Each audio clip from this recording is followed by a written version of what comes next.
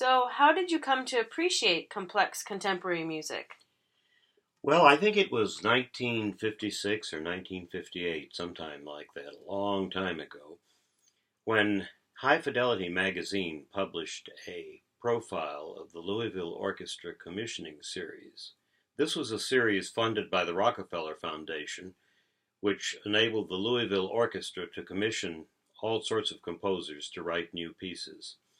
And there were several pieces that they recommended in that article. I was not very old at the time.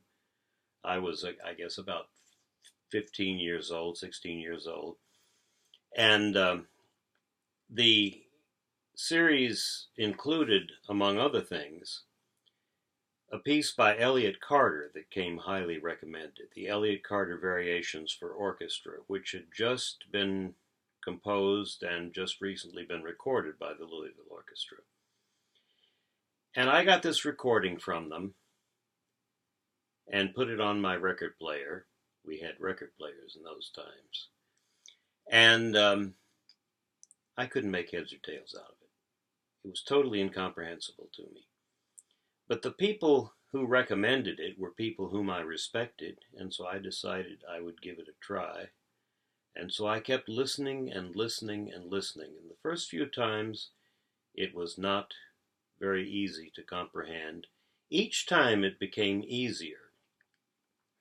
And the nice thing about it was that once I became thoroughly familiar with the piece and with the vocabulary and the syntax of the piece, I found that I was able to appreciate other music of this sort, other music of this complexity, without having to do the same thing. I was able to appreciate the music on one or two or three hearings.